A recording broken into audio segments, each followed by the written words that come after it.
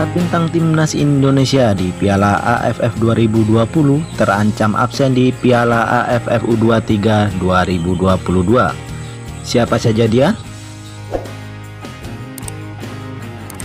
Sintayong tidak punya banyak waktu untuk berlelah-lelah pasca Piala AFF 2020.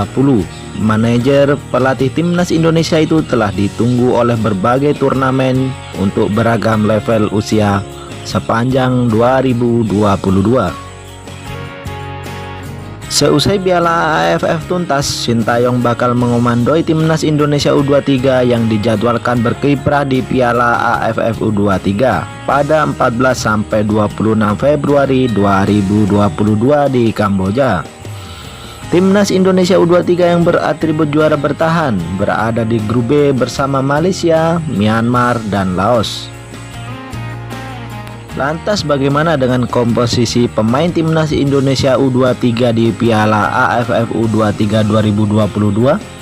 Ini dia ulasannya. Sintayong punya banyak pemain di bawah 30 tahun dalam daftar materi pemain timnas Indonesia di Piala AFF 2020. Kondisi ini memungkinkan Pratama Arhan dan kawan-kawan untuk didaftarkan ke Piala AFF U23 2022. Nama-nama seperti Arhan, Alvendra Dewangga, hingga Rizky Ridho bahkan masih berusia 20 tahun. Namun skuad timnas Indonesia U23 untuk Piala AFF U23 2022 akan minus para pemain yang berkompetisi di luar negeri. Sintayong secara khusus menyinggung Egy Maulana Fikri, Elkan Bagot, Witan Sulaiman, dan Asnawi Mangku Alam kemungkinan bakal absen. Soalnya Piala AFF U23 2022 tidak termasuk ke kalender FIFA. Peluang keempatnya dilepas klub masing-masing ke timnas Indonesia U23 sangatlah kecil. Saya akan membawa skuad seperti sekarang, namun para pemain luar negeri seperti Egy, Elkan Bagot, Witan Sulaiman, Asnawi Mangku Alam mungkin tidak bisa ikut, kata Sintayong.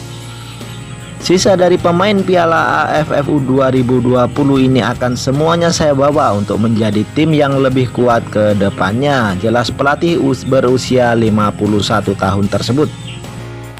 Inilah negara yang menduduki masing-masing grup. Grup A, Kamboja, Timor Leste, Filipina, Brunei Darussalam.